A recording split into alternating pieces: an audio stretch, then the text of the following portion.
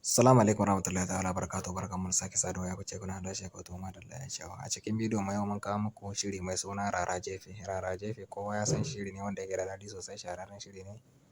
Fassarar Sultan kowa yana ga tallansa, to shi yasa muka kawo muku a cikin wannan YouTube channel namu mai suna Zakin Zamani.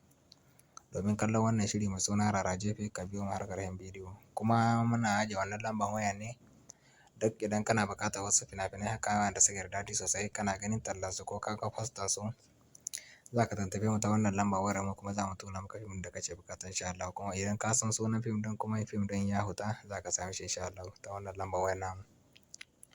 Yauwa domin kallon wannan shiri mai suna Raragefe mu shiga cikin YouTube ɗin mu kamar haka. Shekaran jiya ko in ce satin da ya gabata mun kawo muku wannan shiri mai suna muguwar damusa. To wannan shiri mai suna Raragefe kamar yadda ka je ka kalli wancan shi ma haka muka kawo muku link ɗinsa. A nan wurin za ka ga rubuta subscribe ko yes abone ya danganta da yanayin wayanka.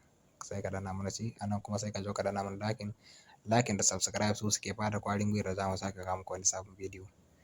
A nan kuma sai ka zo ka yi min sharing, ka zo ka yi sharing zuwa wani group ko banki wanda yake buƙatar fina-finai. A nan wurin za ka ga an rubuta muguwar damusa, ta wancan za mu rubuta muku ne Raragefe.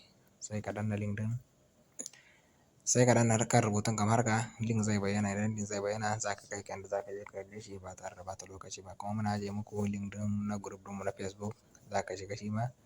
Muna tura postan fina-finai duk ranar Lahadi insha Allah. Kuma idan kana buƙatar fim ɗin sai ka tuntuɓe mu ta lambar wayar mu kuma mu tura maka fim ɗin insha Allah. Kuma ba wannan bane fim na farko da muka tura cikin YouTube channel ɗinmu.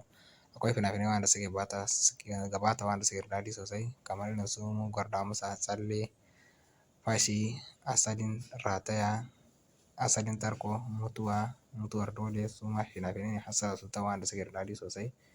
Da haka su ma ku shiga ku kalle shi insha Allah. A nan zan ce muku salam, ku kasance da muku wani lokaci muna kawo fina-finai wanda suke da daɗi sosai insha Allah.